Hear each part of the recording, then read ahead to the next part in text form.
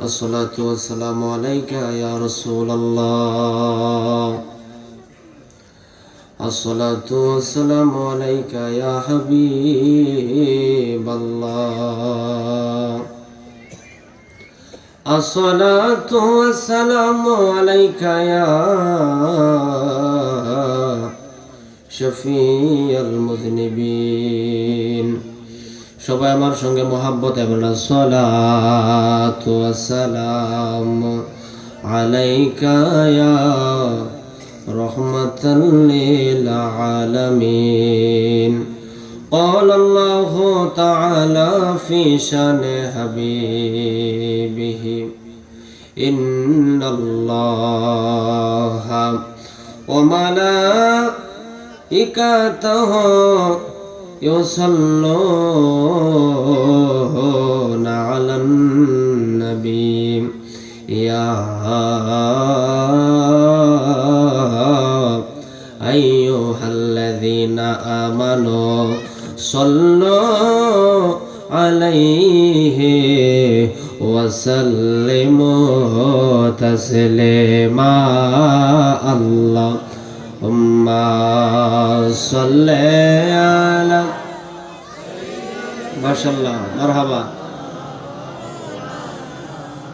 محمد وعلى آل سيدنا مولانا.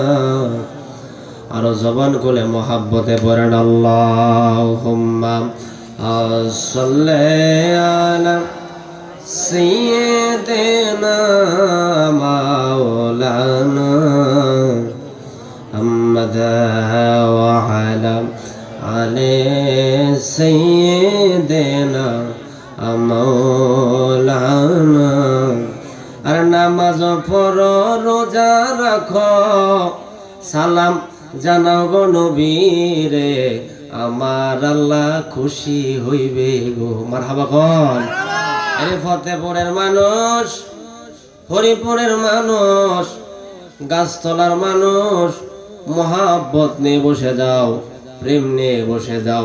মুসনাদে আহমদের হাদিস আমার মায়ার নবী নুরানি জবান মোবারক জানাই দিল, আমার গুনাহগার উম্মত যদি আমি নবীর সামনে একটা বার দরুদ পড়ে আমার আল্লাহ তার আমলনামার মধ্যে 70টা রহমত নাজিল কইরা দেয়। আরো জোরে কি সুবহানাল্লাহ বলা যাবে না? মেশকাতের বর্ণনার মধ্যে আসছে আমার নবী কয় আমার গুনাহগার উম্মত যদি গুনাহ লয়া আমি নবীর শানে একটা বার দরুদ পড়ে আমার আল্লাহ 10টা গুনাহ মাফ কইরা দেয়। শুধু মাফ করে আল্লাহ থামে না, তার আমলনামার মধ্যে আমার আল্লাহ 10টা সওয়াব দিয়া দেয়। শুধু সওয়াব দিয়ে আল্লাহ থামে না, তার জন্য আমার আল্লাহ 10টা রহমতের দরজা বুলন্দ করে দেয়। তাই ওই নবীর মহব্বত নিয়ে, ওই রাসূলের ভালোবাসা নিয়ে, ওই মায়ার নবীর দেখার আশায় যারা দেখতে দেরি হবে আল্লাহর 7টা দোজখের আগুন হারাম হইতে দেরি হবে না। ওই রাসূলের ভালোবাসা নিয়া জবান খুলে মহব্বতে পড়ো আল্লাহুম্মা সাল্লি আলা মাশাআল্লাহ মুহাম্মাদ ওয়া আলা আলি সাইয়্যিদিনা মাওলানা। আরে নামাজ পড়ো রোজা রাখো সালাম জানাও গো নবীরে আমার আল্লাহ খুশি হইবে গো। বাবা অন্ধকার কবরে ফুলের বিছানা পাইবা গো। বলো আজ না হয় কাল তুমি যাই বা কবরে, যাওয়ার সময় দেখবে চেয়ে গো তোমার সবই রইল পরে, যাওয়ার সময় দেখবে চেয়ে গো। আহা দাদা গেল দাদি গেল কেউ এলো না ফিরে, তোমারও যাইতে হইবে গো বাবা অন্ধকার কবরে, তোমারও যাইতে হইবে গো।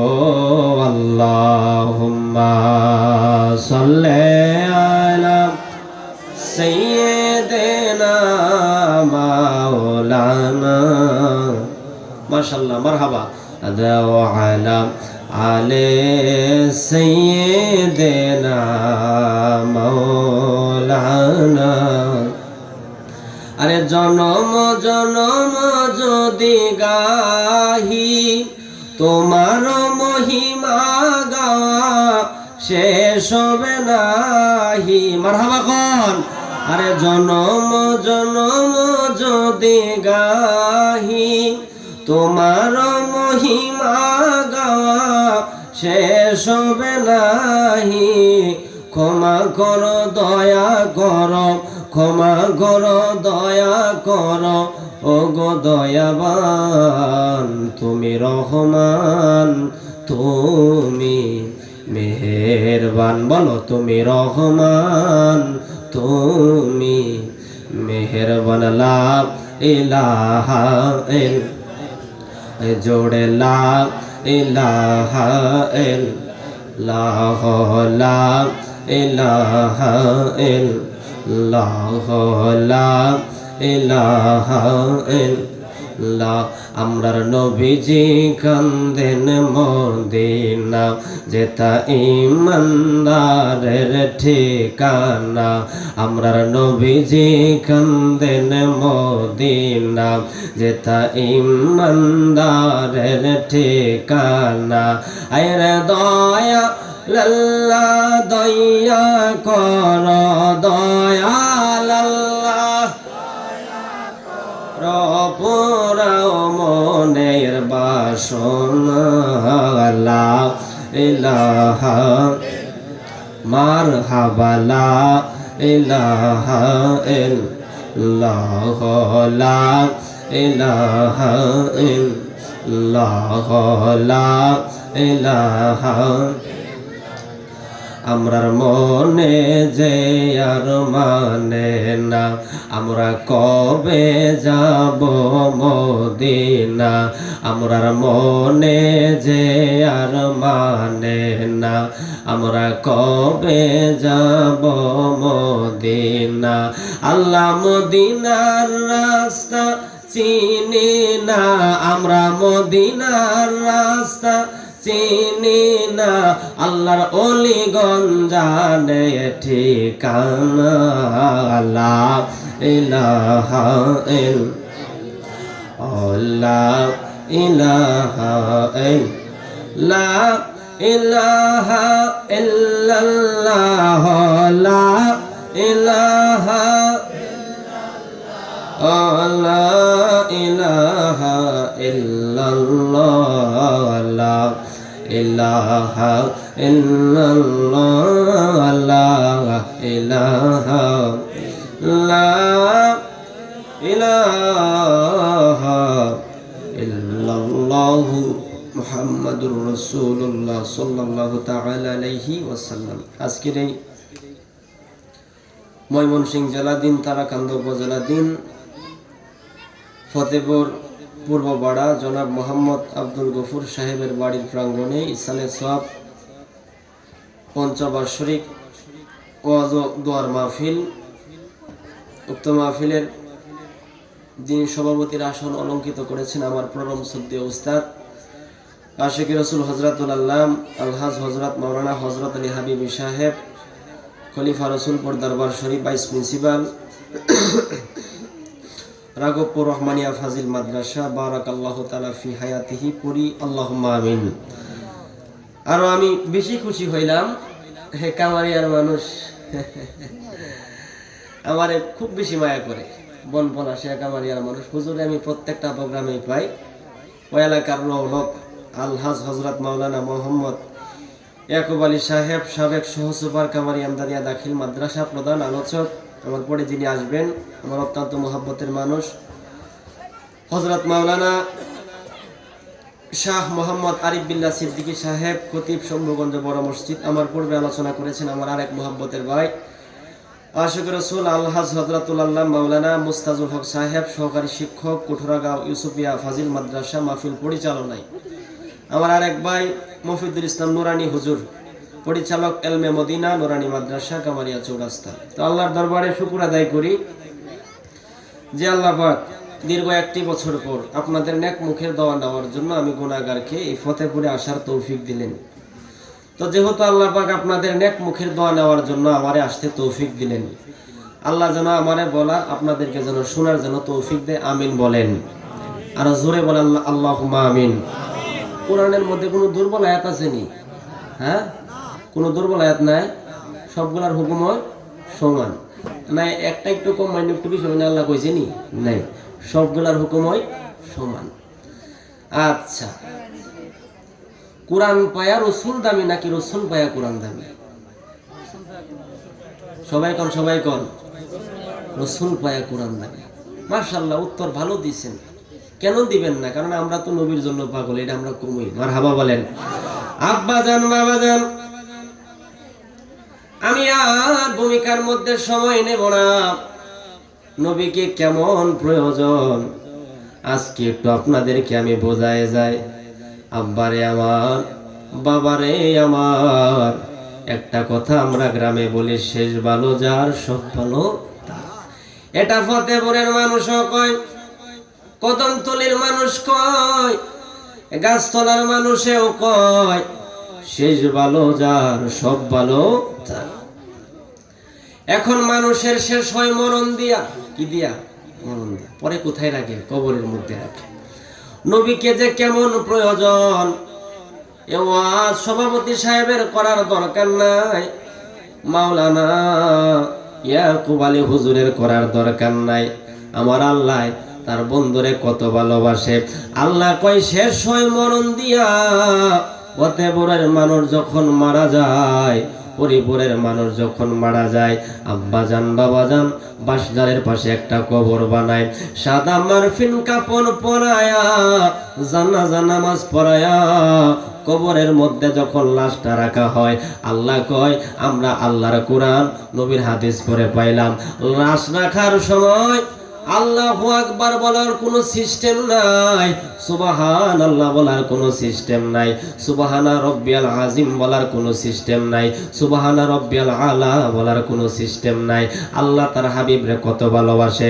আল্লাহ কয় তোরা যখন মারা যাবি, মরার পরে কবরের মধ্যে তোমাদেরকে রাখা হবে, আমি আল্লাহ আমার হাবিবরে কত ভালোবাসি।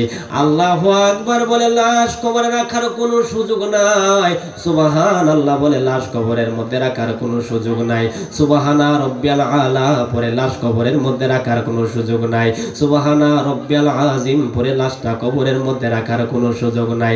লাশ যখন কবরে রাখবি, বিসমিল্লাহি ওয়া আলা মিল্লাতে রাসূলিল্লাহ, আমার নবীর মিল্লাতের উপর দিয়া দিবি। জোরে কোন সুবহানাল্লাহ। তাইলে বাবা এত ওয়াজের দরকার নাই। যে বাইরা বলে নবীর দরকার নাই, আমি বলবো তোমার লাশটাও কবরে নামাই আমার নবীর নাম দিয়া। মারহাবা। যেই নবীরে মরণে দরকার, যেই নবীরে কবরে দরকার, আমরা সুন্নি জামাতের মানুষরা তো ওই নবীর জন্যই পাগল। জোরে কি আল্লাহু আকবার বলা যাবে না? কেন হব না বাজান রে আমার, আব্বা জান আমার। আপনারা কিন্তু বলছেন হুজুর কোরআন দিয়া নবী দামি না, নবী দিয়া কোরআন দামি। ওয়াজ আমার খোড়া লাগবে না, আমার ভাইয়ের খোড়া লাগবে না, আমার ওই ভাইয়ের খোড়া লাগবে না। আমার আল্লাহ সুবহানাহু ওয়া তাআলা কোরআনুল কারীমের 28 নাম্বার পড়া। কয় নাম্বার পড়া? এই কোরআনুল কারীমের 28 নাম্বার পারার মধ্যে একটা সূরা আছে, সূরাতুল হাসর। নাম শুনছেন নি? আমার আল্লাহ সুবহানাহু ওয়া তাআলা এই কোরআনুল কারীমের 28 নাম্বার পারা একটা সূরা নাজিল করছে, সূরাতুল হাসর। এই সূরাতুল হাসরের মধ্যে আল্লাহ বলতেছেন বিসমিল্লাহির রহমানির রহিম। আল্লাহ বলতেছেন লাউ আনজালনা হাযাল কুরআনা আলা জাবালিন লারাআইতাহু খাশিআম মুতাসাদ্দিয়াম মিন খাশিয়াতিল্লাহ। আল্লাহ বলতেছেন এই কোরআন যদি আমি আল্লাহ পাহাড়ের উপর নাজিল করতাম, আলা জাবালিল লারাআইতাহু খাশিআম মুতাসাদ্দিয়াম মিন খাশিয়াতিল্লাহ, আমার কোরআনের বারে আমার কোরআনের ওজনে আমি আল্লাহর পাহাড় নরম হইয়া দুইটা ভাগ হইয়া যাইতো। তাইলে বাবা নবীর উপরে আল্লাহ কোরআন নাজিল করলো, আমার মায়ার নবীর কিছুই হলো না। আল্লাহ কই পাহাড়ের উপর নাজিল করলে পাহাড় দুই ভাগ হইয়া যাইতো। জোরে কি আল্লাহু আকবার বলা যাবে না? বাবারে নামাজের দাওয়াত কোরআনে 82 জায়গায়, আব্বা মার খেদমতের দাওয়াত 4-5 জায়গায়, যাকাতের দাওয়াত কোরআনে 28 অথবা 32 জায়গায়, জিকিরের দাওয়াত কোরআনে 350 জায়গায়, তাহাজ্জুদের দাওয়াত হইল কোরআনে 1 জায়গায়, আর আমার মায়ার নবীর দাওয়াত আল্লাহ কোরআনের মধ্যে দিয়েছে 1400 জায়গায়। জোরে কি মারহাবা বলা যাবে না? তাইলে বাবা আজকে বোঝায়া যায় নামাজ নিয়ে কোনো একতলাপ নাই। নামাজ আমরাও 5 ওয়াক্ত পড়ি, তারাও 5 ওয়াক্ত পড়ে। রোজা নিয়ে কোনো একতলাপ নাই। আমরাও রমজান মাসে রোজা রাখি, তারাও রমজান মাসে রোজা রাখে।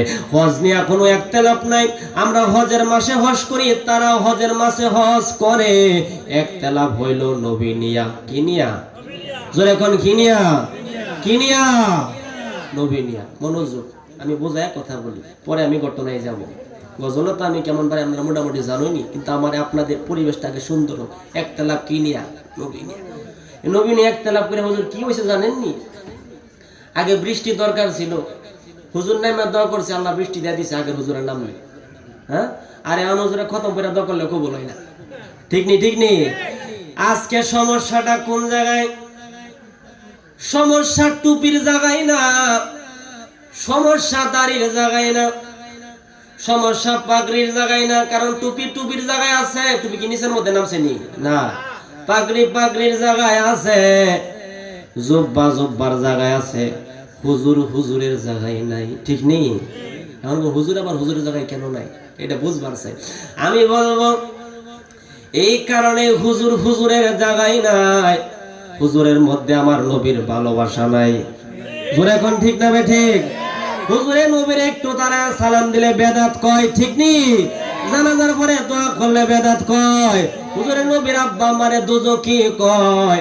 এই বেয়াদবিগুলার করার কারণে বইত্যা মারা হুজুরটা, সুন্দর হুজুরটা মোল্লা দেখা শয়তান হইয়া গেছে। জোরে কোন ঠিক না বে ঠিক? এখন সাধারণ মানুষ আজকে বিপাকের মধ্যে পড়ে গেছে। ওই আপনারাও টুপিওয়ালা, তারাও টুপিওয়ালা, তারা বটকা হুজুর, মোটা হুজুর, তারা কয় এমএ, আপনারা কইন হেমে, আমরা যাইয়াম কুমে। এটা আমরা একবার চিন্তা না, আমরা একবার চিন্তা, কিন্তু এটা আমাদেরকে কয়। আমি গবেষণা করে বাই করছি, হেরার দাও মানার দরকার নাই, আমার দাও মানার দরকার নাই। আমরা আল্লাহর দাম মানলে কোনো অসুবিধা আছে? জান্নাত আমরা যাই কিনা? মানবো কারডা? আল্লাহর দাম। আমার আল্লাহ সুবহানাহু ওয়া তাআলা এখন কোন দিকে যাওয়া লাগবে, কোন দিকে গেলে জান্নাত পাওয়া যাবে, আমার আল্লাহ সুবহানাহু ওয়া তাআলা এই কুরআনুল কারীমের 4 নাম্বার পারার 19 নাম্বার পৃষ্ঠা, কয় নাম্বার পৃষ্ঠা? 4 নাম্বার পারার 19 নাম্বার পৃষ্ঠার মধ্যে প্রথম নাম্বার আয়াত কত চমৎকার ওয়াজ আল্লাহ করেছেন। আল্লাহ বলতেছেন তিলকা হুদুদুল্লাহ ওয়া মাইয়ুতিল্লাহা ওয়া রাসূলাহু ইদখিলুহু জান্নাতিন তাজরি মিন তাহতিহাল আনহারু খালিদিনা ফিহা ওয়া যালিকাল ফাওজুল আযীম। জোরে কি আল্লাহু আকবার বলা যাবে না? আমার আল্লাহ জানাই দিল তিলকা হুদুদুল্লাহ, এটা হচ্ছে আমি আল্লাহর সীমানা। ওয়া মাইয়ুতিল্লাহা, আমি আল্লাহকে যারা মানবে, ও রাসূলাহু, আমার রাসূলকে যারা মানবে, ইদখিলুহু জান্নাতিন তাজরি মিন তাহতিহাল আনহার, আমি আল্লাহরে মানার কারণে, আমার বন্ধুরে মানার কারণে আমি আল্লাহ যে জান্নাতের মধ্যে ঢুকাবো, সেই জান্নাতের নিচ দিয়া নহর প্রবাহিত হয়। আল্লাহ তো বলতে পারতো আমারে মানলে আমি আল্লাহ জান্নাত দিয়া দিব। আল্লাহ কয় না রে না, না রে না, আমি আল্লাহরে মানলে চলবে না, আমার বন্ধুরে মানার মতো মানা লাগবে, অতঃপর আমি আল্লাহ জান্নাতটা দিব। জিগাইলাম মাওলারে, আজকে কোনো মাওলানার ওয়াজ চলবে না, কোনো মুফতির ওয়াজ চলবে না, মুহাদ্দিসের ওয়াজ চলবে না, মুফাসসিরের ওয়াজ চলবে না, ওয়াজ চলবে কার? ওয়াজ চলবে কার? জিগাইলাম আল্লাহরে, তোমারে মানার কারণে, তোমার বন্ধুরে মানার কারণে তুমি আল্লাহ যেই নহরলা জান্নাতটা দিবা, তুমি কয় দিনের জন্য দিবা? একদিনের জন্য দিবা, নাকি 2 দিনের জন্য দিবা, 3 দিনের জন্য দিবা, নাকি 1 সপ্তাহের জন্য দিবা, 1 মাসের জন্য দিবা, নাকি 1 যুগের জন্য দিবা, নাকি আল্লাহ সারা জীবনের জন্য দিবা? আল্লাহ বলতেছে খালিদিনা ফিহা, আমারে মানার কারণে, আমার বন্ধুরে চিনার কারণে আমি আল্লাহ যেই জান্নাতটা দেব, একবার যে ঢুকাবো আর কোনো দিন বাহির করব না। আরে যার প্রেমেতে আশেক হইল, যার প্রেমেতে আশেক হইল নিজে রাব্বানা, একজন নবী আসিল গো সোনার মদিনা, একজন নবী আসিল গো সোনার মদিনা। মারহাবা কোন? আমার গলায় প্রেশার, জানিনি তো অবস্থা আমার কিরকম, দুর্বল বেশি, তারপরে করতে পারে মানুষ, প্রেম একটু বাড়াই দেন গা। মারহাবা কোন? আরে যাহারা গো মনের তরে কাবাজুকে সেজদা করে, যাহারা গো মনের তরে কাবাজুকে সেজদা করে, তিনি আমার জানের জান গো শাহে মদিনা, বলো তিনি আমার জানের জান গো শাহে মদিনা, একজন নবী আসিল গো সোনার মদিনা, একজন নবী আসিল গো সোনার মদিনা। জুড়ে কি মারহাবা বলা যাবে না? আব্বাজান বাবাজান, আজকে চিনেন ওই নবীর কত প্রয়োজন। আমরা এমন এক নবীর উম্মত হয়ে গেলাম, বাবারে এই উম্মত ফুলসিরাতের পুল পার হইতে যায়া পিছলা খায়া পড়ে যাব, নিচে হলো জাহান্নামের আগুন দাও দাও করে জ্বলবে। আল্লাহর কুদরতের সংসদে আল্লাহ আইন করছে, আমার নবীর উম্মত ফুলসিরাতের পুল পার হইতে যায়া পিছলা খাইব, কিন্তু নিচে ফালাইবি না, বাজায়া রাখবি। আরো জোরে কও সুবহানাল্লাহ। কি করবি? বাজায় রাখবি। আমার কথা কিন্তু আমি বোঝায় কই, আল্লাহ কি করব? বাজায় রাখবো। ফেরেশতারা বলবে আল্লাহ এই ফতেপুরের পাগড়ায় কোন কারণে বাইজা আছে? নিয়ম হলো নিচে জাহান্নাম, আগুন দাও দাও করে জ্বলতেছে, তুমি কোন কারণে বাজায়া রাখলা? নিয়ম তো এদিক সেদিক হয়ে গেছে। আল্লাহ কয় নিয়ম নিয়মের জায়গা থাক, আমার বন্ধু বন্ধুর জায়গায় আছে। মারহাবা। বন্ধুর বেলায় কোনো নিয়ম চলবে না। উম্মত যেহেতু আমার হাবিবের, এই উম্মত ফুলসিরাতের পুল পার হইতে যায় পিছলা খাবো, আমি আল্লাহ বন্ধুর খাতিরে বাজায়া রাখবো। এই উম্মত দুজকে যাবে। নিয়ম হলো যারা দুজকি হবে, যাদের গলার মধ্যে বিড়ি, গলার মধ্যে বিড়ি, বুকের মধ্যে বিড়ি, কদমের মধ্যে বিড়ি, টাইনা টাইনা দুজকে নিয়ে যাব। কিন্তু আমার নবীর উম্মত যখন দুজকের দিকে যাবে, গলার মধ্যে বেরি লাগাও বেরি থাকবো না, বুকের মধ্যে বেরি লাগাও বেরি থাকবো না, কদমের মধ্যে বেরি লাগাইব বেরি থাকবে না। কয় কোন কারণে থাকবে না?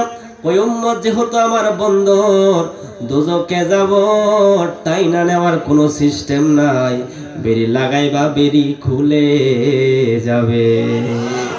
আরো জোরে কি মারহাবা বলা যাবে না?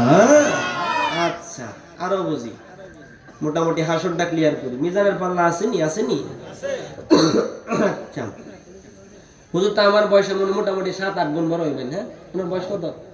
হ্যাঁ 80 বছর। তাহলে আমার তো মোটামুটি প্রায় 3.5 গুণ বড়। আমার 24। হ্যাঁ 3.5 গুণ। আচ্ছা তাহলে অনেক বড় না? এক সময় তো একটা মানুষ এই 100 গুণ বড় থাকে, তাই না? কথার কথা, আমনের ভূত যখন হয়েছে, আমনের বয়স 30 বছর, ভূতের বয়স একদিন, কয় গুণ বড় হয়েছে হিসাব করে দেখুন গিয়া। অনেক হয়ে গেছে না? যাই হোক, যা কইছি মোটামুটি 3.5 গুণ বড় আর কি। আচ্ছা মিজানের পাল্লা আসেনি? আসেনি? আছে। মিজানের পাল্লা বাড়ি হবে এমন একটা মানুষ দেখবার চাই, এনে কেউ আছেন? হ্যাঁ হ্যাঁ নেই। আচ্ছা পাতলা আমরা সবার হইব, যদি আমাদের পাতলা হয় যাওয়া লাগবে কোথায়? জাহান্নামে। তাহলে আমরা কোন জায়গার মধ্যে আছি? জান্নাতে আছি না হেদিকে আছি? জান্নাতে আছি। মিজানের পাল্লা পাতলা হয়েছে আবার জান্নাতে আছেন, এটা আবার কি কথা বলেন? গন্ডগোল লাগাই না যে একটা বইরে লই যাবো কা। আব্বা জান বাবা জান আমার, মিজানের পাল্লা বাড়ি হইব এমন একটা মানুষ এই ফতেপুরের জমিনের মধ্যে পাওয়া যাবে না, শম্ভুগঞ্জে পাওয়া যাবে না, ময়মনসিংহের মধ্যে পাওয়া যাবে না। তাইলে বাবা আমরা কোন জায়গার মধ্যে আছি? আব্বা জান, বাবা জান, তবে আমরা যারা নবীরে ভালোবাসি আমাদের মনের মধ্যে একটা সাহস আছে। সুবহানাল্লাহ। মনের মধ্যে একটা সাহস আছে। সাহসটা হইল নবী যদি মিজানের পাল্লার ধারে আসে, আমার পাল্লা পাতলা থাকবো না। সুবহানাল্লাহ। আব্বা জান, বাবা জান, আমি সহি সনদে হাদিস দেখলাম বাজান, হাসরের ময়দানে আল্লাহ যেদিন মিজানের পাল্লা কায়েম করব, ওই মিজানের পাল্লার মধ্যে গুনাহগার উম্মতের নেক আর বদ যখন তোলা হবে, আব্বা জান, বাবা জান, একদিক দিয়া গুনাহ আর একদিক দিয়া সব। গুনার পাল্লা ভারী হয়ে গেছে, সবের পাল্লা পাতলা হয়ে গেছে। ফেরেশতারা হাতের মধ্যে দইরা টাইনা টাইনা দুজকের মধ্যে নিয়ে যাব। এমন সময় চিন্তা করবে, আমি কেমনে দুনিয়াটা পার করছি, আমি তো ইবাদত করলাম না, আল্লাহ রাসূলকে চিনলাম না, বিদায় আজকে আমার দুজকের মধ্যে যাওয়া লাগতেছে, আমি সারা জীবন জাহান্নামের আগুনের মধ্যে জ্বলবো। এই চিন্তা করে যখন ফতেপুরের মানুষ দুজকের মধ্যে যখন ফেরেশতারা দাওয়া কইরা নিয়ে যাব, এমন সময় আমার নবী আয়েশা ডাক দিয়া কইব, নিও না, এদিকে নিয়ে আসো। এজরা কোন সুবহানাল্লাহ কোন, আরে নিও না, এদিকে নিয়ে আসো। আল্লাহ কইব, হাবিব ডাক দিছে, একটা কদমের সামনে বাড়াইবি না, নিয়ে যা। মারহাবা বলেন। নবীর কদমে নিয়ে যাব। নবীরে যখন আপনি আমি দেখব, তখন মনে মনে চিন্তা করব, আগে আমার মিজানের পাল্লা পাতলা হয়েছিল, আমার মনের মধ্যে ডরাইছিল, এখন যেহেতু আমার নবী চলে আসছে, মিজানের পাল্লা যদি আমার পাতলাও হয়, আল্লাহ যদি আমার জাহান্নামের মধ্যেও দেয়, আমার মনে কোনো ভয় থাকবে না। আরে হাবশি বেলাল পাগল হইয়া পাইল তোমারে, ওই বেলালের মতো পাগল বানাও আমারে নবী গো, ওই বেলালের মতো পাগল বানাও আমারে, প্রিয় হাবিব পাগলের রাখছো কেন দূরে। মারহাবা কোন বাবা। নবীর মহব্বতে গজল গায়ে গলাটা ভাঙ্গালবেন, অসুবিধা নাই, রং চা খাইলে গলা ভালো হয়ে যাবো আমার মতো, কিন্তু এই ভাঙ্গা গলা নবীর কদমে নিয়ে যাবে হাসরের মাঠে। মারহাবা বলেন। আরে হাবশি বেলাল পাগল হইয়া পাইল তোমারে, ওই বেলালের মতো পাগল বানাও আমারে নবী গো, ওই বেলালের মতো পাগল বানাও আমারে, প্রিয় হাবিব পাগলের রাখছো কেন দূরে। মারহাবা বলেন, হাত তোলেন সবাই। ও প্রিয় হাবিব পাগলের রাখছো কেন। নবী কিন্তু আমাদের মনের খবর জানে। আল্লাহু আকবার কর। মোহাব্বতে দিল থেকে বলো, ইয়া রাসূলুল্লাহ। আরে হাবশি বেলাল পাগল হইয়া পাইল তোমারে, ওই বেলালের মতো পাগল বানাও আমারে নবী গো, ওই বেলালের মতো পাগল বানাও আমারে, প্রিয় হাবিব পাগলের রাখছো কেন দূরে। মারহাবা বলেন। আরে সালমান ফারসি পাগল হইয়া পাইল তোমারে, সালমান আনা আহলাল বায়াত বলছো তাহারে নবী গো, সালমান আনা আহলাল বায়াত বলছো তাহারে, প্রিয় হাবিব পাগলের রাখছো কেন দূরে। মারহাবা কোন। আব্বা জান, বাবা জান, আমি আগে হাসরের মাঠটা ক্লিয়ার করি। হাসর আমাদের তো সুন্দর করা লাগতো না? কেমনে হাসরের মাঠটা সুন্দর হয়ে যাবে?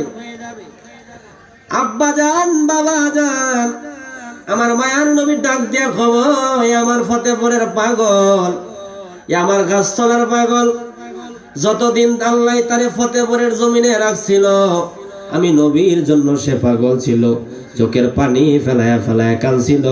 তারা মোল্লামাটা আমার সামনে মাপ দাও। সুবহানাল্লাহ। নবীর সামনে মাপ দেওয়া হবে। আবার নেকের পাল্লা পাতলা হয়েছে, গুনার পাল্লা বাড়ি হয়েছে। পাগলায় মুস্কি মুস্কি হাসবো কই, এখন আর ডর ভয় নাই। মারহাবা খান। এখন আর মনের মধ্যে ডর ভয় নাই। এই চিন্তা যখন করবে আমার মায়ার নবী, আমি কিতাবের মধ্যে দেখলাম বগল মোবারকের তল হতে একটা কাগজ বের করবে। কাগজটা বের করে নেকের পাল্লায় রাখবো। নেকের পাল্লায় রাখতে দেরি হবে, গুনাহগার উম্মতের নেকের পাল্লা ভারী হইতে দেরি হবে না। আরো জোরে কি আল্লাহু আকবার বলা যাবে না? আমি গজলের মধ্যে বললাম সালমান ফার্সি পাগল হইয়া পাইলো তোমারে সালমান আনা আহলাল বায়াত বলতো, তারে কইছে কিনা? কোন সালমান ফার্সি? বয়স হলো 250 বছর। কয় বছর? 250 বছর। নবীর কদমে যায় মুসলমান হয়ে গেছে। মারহাবা কোন মালিক রে? কয় মালিক আমার আর ভাল লাগে না, আমার আর শান্তি লাগে না। ওই কেন লাগে না? আমার মন চাই নবীর কদমের মধ্যে থাকতাম। মারহাবা। ওই সিস্টেম একটা আমরা বাই করে দেবো। সিস্টেম হইলো তুই খেজুর গাছ লাগাবি, খেজুর গাছ বড় হবো, বড় হওয়ার পরে খেজুর ফাঁকবো, আমি খাই ঘরে তার মুক্তি দেব। আচ্ছা কোন বেটার বয়স হয়েছে 250 বছর? এটা কি সম্ভব? এটা অসম্ভবের ব্যাপার না, এটা অসম্ভবের ব্যাপার। হা, কিন্তু অসম্ভবকে সম্ভব করে আমার নবীজির কাজ। মারহাবা কর। তুমি কিরম ফক করবা? আমার আল্লাহ তো রহমান, সিস্টেম আল্লাহ করে দিব। মারহাবা বলেন। আব্বা জান বাবা জান আমার নবীর দরবারে যায় কান্দে। নবী ভাই কান্দো কেড়ে? নবী গো আমি কোন কারণে কান্দি আপনি তো জানেন। কই জানি, তারপর একটু কো। সুবহানাল্লাহ বলেন। ভাই জানি, তারপরে বলো। নবী গো আমি কালেমা পড়া মুসলমান হইছি, আমার বয়স হলো 250 বছর। আমার তো মন চায় আপনার কদমে থাকার জন্য। মালিক শর্ত দিছে খেজুরের বিচি লাগাইবি, কিন্তু ওই খেজুরের বিচিটা বড় হওয়া লাগবে। বড় হওয়ার পর ফুল ধরবে, ফুলের পরে ফল ধরবে, ফল ধরার পর ওই ফল পাকবো, পাকার পরে আমার মালিক খাইবো, তারপরে আমার মুক্তি দিব। এটা তো মনে হয় সম্ভবের ব্যাপার হয় না। ওই চিন্তা করিস না, কোনো লাগার লাগা আমার নিয়ে চল। সুবহানাল্লাহ বলেন। আব্বা জান বাবা জান আমার মায়ের নবীর হাত মোবারকের মধ্যে কোন হাত মোবারক? কোন হাত মোবারক? সাহাবীর কুষ্ঠ রোগ হইছে, নবী হাত বুলাই দিছে, কুষ্ঠ রোগ ভালো হয়ে গেছে। কোন হাত মোবারক? আঙ্গুলের ইশারা মারছে, আকাশের চন্দ্র 2টা ভাগ হইয়া গেছে। কোন হাত মোবারক? আকাশের সূর্য 2 ভাগ গেছে, ইশারা মারছে, ডোবা সূর্য আসরের টাইমে চইলাই আসছে। জোরে বলেন মারহাবা। আব্বা জান বাবা জান কই কোন জায়গার মধ্যে লাগানো লাগবে? কই জায়গা হইলো এটা? কই হাল চাষ করছো নি? কই করছি। নবী আমার বিচি গোনা হাতের মধ্যে নিল, নেওয়ার পরে বলতেছে তুমি আমার পিছনে পিছনে আসবা, আর পিছন দিকে তাকাইবা না, শুধু আমার দিকে তাকায় আসতে থাকবা। কাজ লাগানো শেষ, অতঃপর তুমি তাকাইবা। নবী আমার বিচিগুলা বপন করে করে যায়, যাইতে যাইতে বাবা ক্ষেত লাগায়া শেষ, বিচি লাগায়া শেষ, পিছনে তাকায়া দেখে গাছও বড় হইছে, গাছের মধ্যে ফুল ধইরা ফল হইয়া পাইকা পাইকা পড়তেছে। আর জোরে কি আল্লাহু আকবার বলা যাবে না? আরে অমূল্য তুল্য এ প্রেম কয়জনে জানে, বলো অমূল্য তুল্য এ প্রেম কয়জনে জানে। জোরে কি মারহাবা বলা যাবে না? আর জোরে কি আল্লাহু আকবার বলা যাবে না? আমার গজলের মধ্যে আরেকটা কলি আছে, কইতাম নি? প্রেম কম হয়ে গেছে, এই প্রেম হইতো না। প্রাণ কোকিলে রে ডাক দিয়া বাড়াইলি মনের জানা রে। মারহাবা খন। ওই দিন এক হিজরা মোল্লাই হয়ে গেছে, নাতে রাসূল কা বলে বেদাত। গজল কইতো না কি কইব? গজল কইতো না কি কইব? হাদিস শরীফের মধ্যে আসছে আমার নবী কয় আমার সামনে যারা গজল বলবে তাদেরকে আল্লাহর ফেরেশতা জিবরাইল সাহায্য করে জান্নাতের মধ্যে ঢুকাই দিবে। নবীর সাহাবী হাসান বিন সাবিত নবীর সামনে গজল গায়, নবী তার জন্য একটা মেম্বার মুবারক বানায়া দিছে। আরেক সাহাবী গজল গায়, নবী একটা সবুজ শাল মুবারক হাদিয়া দিছে। গজল গাইলে নবীজি শাল হাদিয়া দেয়, মোল্লা কয় গজল কোন যাইতো না। তে মোল্লার জায়গাত নেই, মোল্লা কোন জায়গায় গেছে? ওই যে বুত্তা মারা মোল্লাটাও কি হয়ে গেছে গা, হেডা হয়ে গেছে গা। এই জন্য আমি সব জায়গায় বলি নবীর পাগল পীরের মনিব মূর্খ হইলেও তামাম দুনিয়া বিক্রি কইরা তার দাম দেওয়া সম্ভব না। নবীরে যে কই আমরার মতো মানুষ, নবীর শানে গজল বললে যে কই হারাম বেদাত, নবীর আব্বা মারে যে কই দুজকি, আমি বলবো রাস্তার কুত্তার দাম আছে, এই মোল্লার কোনো দাম, মোল্লার কোনো দাম নাই। মানলে মানে, না মানলে না মানে, এটাই ঠিক। মানলেও ঠিক, না মানলেও ঠিক। কারণ বাবা এই কোরআনের মধ্যে সূরা আসছে আল্লাহর ওলিগণ রে ভালোবাসা আসহাবে কাফের কুত্তা জান্নাতের মধ্যে যাবে, মারহাবা বলেন। সুলাইমান নবীর হুদহুদ পাখি নবীরে ভালোবাসা জান্নাতে যাবে, মারহাবা কর। আর আমার নবীর গায়ের স্পর্শ লাগার কারণে শুকনা খেজুর গাছ তার জবান কইলা আল্লাহ জান্নাতের মেহমান বানায়া দিছে। আব্বা জান, বাবা জান আমার, আমি ওই দিন দেখে অবাক হয়ে গেছি। খন্দকের যুদ্ধে 30,000 সাহাবী, কয় হাজার সাহাবী? 30,000। 1400 সাহাবী নিয়ে আমার রাসূল এক জায়গায় আছেন, খাবার দাবারের খুব কষ্ট। এমন সময়, ভাই আপনারা নীরব থাকেন, আমার কথা বলতে দেন। এমন সময় জাবের দাওয়াত দেন, নবী গো আপনার কষ্ট হচ্ছে, আমার দিকে খারাপ লাগতেছে, আমার বাড়িতে আপনার দাওয়াত। ওই কি আছে তোমার ঘরের মধ্যে? কই আমার ঘরে 4 শেরাড়া আছে। কয় শের? আর একটা ছাগল আছে। আপনি এটার অনুপাতে মেহমান লই আইবেন। আব্বা জান, বাবা জান আমার, নবী 1000 মানুষ নিয়ে রওনা হইছে। সুবহানাল্লাহ। মানে কি মনে করছেন বাবা, আমরা যদি কোন হুজুর 1 কেজি গরুর গোশত আনছি আর 200 সালের ভাত রাঁধছি, আপনি এটার অনুপাতে লইন আমি কয়জন নিয়ে আমু? সর্বোচ্চ 8-10 জন, নাকি 100 জন আনবাম? তাহলে হুজুর আপনার লাড়ি লয়ে হেনিতে দৌড়াই দিব, ঠিক নি? ঠিক নি? আব্বা জান আমার, বাবা জান আমার, আর আমার মায়ের নবী হায়াতুল নবী 1000 সাহাবী নিয়া জাবেরের বাড়িতে রওনা হয়ে গেছে। আরো জোরে কি মারহাবা বলা যাবে না? আব্বা জান, বাবা জান রওনা যখন হইল, জাবের ছাগল জবাই করছে। জাবেরের বিবি ওই দিক দিয়ে মানে রুটি বানাইছে। জাবেরের 2টা ফুটফুটে সুন্দর সন্তান ছিল, সন্তানগুলা ছোট ছিল। এই সময় বলতেছে ভাই দেখছো নি কেমনে ছাগলকে জবাই করেছে? কই হয় দেখছি। কই তুমি কি আমারে দেখাই তার বানি? কই দেখাইলে তো এমনি দেখা যাবে না, আরেকটা পশুর প্রয়োজন। কই পশুর প্রয়োজন নাই, আমি ওই জায়গার মধ্যে শুয়া পড়ি, তুমি হাতের মধ্যে ছুরি নিবা, ছুরি নিয়ে ছাগল জবানোর মতো আমার সবাই করবা, আমি দেখবো। আব্বা জান, বাবা জান, জাবেরের ছোট সন্তানটা শুয়ে গেছে, বড় সন্তানটা হাতের মধ্যে তলোয়ার নিয়া গলা হার মধ্যে ফেসায় গলা কাইটা ফেলছে, গার থেকে গলাটা আলাদা হয়ে গেছে। এই চিন্তা করে ছেলে কয় আমি তো আমার বাইরে মাইরা ফাললাম, আমার বাবাই যদি জানে বাবা আমারে দুনিয়ার মধ্যে রাখবে না। এই বলে ছাদ থেকে সে লাফ মাইরা নিজেও শহীদ হইয়া গেছে। 2 সন্তান ওই শেষ। শুনেন, আমি লম্বা ঘটনা শর্ট করে আমি বলি, আমি আমার ওই 10 মিনিটের 2 ঘন্টা নেওয়ার বক্তা আমি না, এটা আমি ভালো পাই না। শুনেন, সন্তান দুটাই শেষ। বিবি যায় দেখে এই কারবার, এই 2 সন্তানে কি হয়ে গেছে? কুরবান হয়ে গেছে। স্বামী রে কয় স্বামী খবর শুনছনি? কয় কি খবর? আমার ছোট সন্তান জবাই হয়ে গেছে, বড় সন্তান ছাদ থেকে জাপ মাইরা শহীদ হয়ে গেছে। স্বামী ডাক দিয়া কয় বিবি রে সন্তান সন্তানের জায়গায় গেছে, নবী আসতেছে, আমার নবীর মনে যেন কোনো কষ্ট না লাগে। এই সুবহানাল্লাহ মানবো না, জোরে কি আল্লাহু আকবার বলা যাবে না?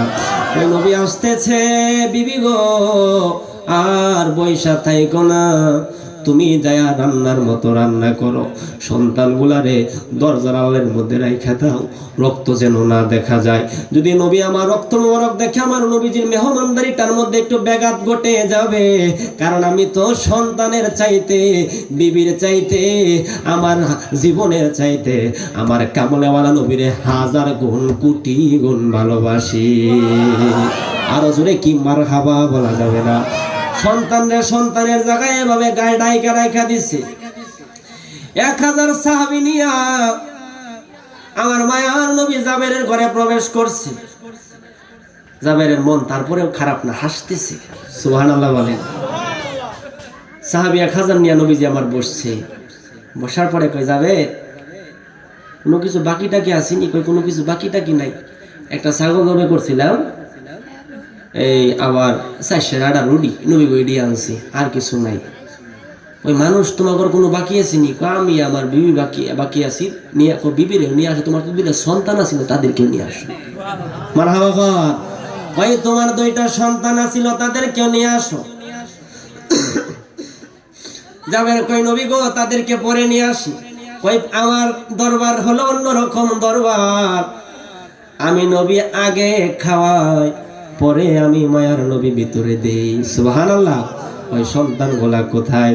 যাবের হাও মাও করে কান্না করে বলে, নবী গো আমি যখন ছাগল জবাই করছিলাম, আমার 2টা সন্তান কিছু বোঝে না, তারা বলে কেমনে জবাই হয়েছে, এইটা বলে এক ভাই আর এক ভাইরে জবাই কইরা ফেলছে, আর এক ভাই আমার ডরে মানে লাভ দিয়া দুনিয়া থেকে বিদায় নিছে। নবী গো আপনার যাতে কোনো কষ্ট না হয় এই জন্য দরজার আড়ালের মধ্যে তাদেরকে রাখছি। নবী গয় আমার নাম লয়ে একটা ডাক দিবা, আল্লাহর নাম লয়ে একটা ডাক দিবা, দেখবা মরা সন্তান জিন্দা হয়ে যাবে। আর জোরে কোন আল্লাহু আকবার। ডাক দিছে, সঙ্গে সঙ্গে জিন্দা হয়ে গেছে। মারহাবা কর। সন্তানরা আসছে। কয়শের আটা রুটি? 400। মানুষ কয় হাজার? 1000। আর হইছে জাবেরের পরিবারের 60 জন, 1060 জন। আচ্ছা, ছাগল কয়টা? একটা। নবীজি ছাগলের গোশতের মধ্যে থুতু দেয়। সুবহানাল্লাহ কোন। রুটির মধ্যে থুতু দেয়। মারহাবা কোন। হুজুর মুরব্বী মানুষ, পীর সাহেব মানুষ, দাওয়াত করে আনছেন, ফতেপুরের যে গোশত আনছেন হুজুর করে খাওয়ানির লাগা, যদি কই ইয়াকুব মোলানা সেপ মারা গেছে, আপনারা খাই না, যে কেউ কি খাইব? আমার দামাত দিলাম, টেয়া যদি 500 করেও ধরাই দেন, 500 না তোরে আর আমি 1000 দিই, তুই বাবা যায় সব মন্দির বাজার থেকে কিনা খা, তারপরে এই গোশত খাইস না। ঠিক নেই? ঠিক নেই? আব্বা জান বাবা জান,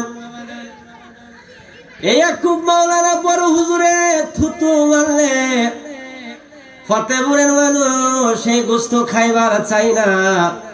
আর নবী যখন গোশতের পাতিলে থুতু মুবারক ফেলায়, এক সাহাবের ট্রাই করে কই ধাক্কা মারস করে, আজকে তরকারিটা বড় ভালো লাগবে,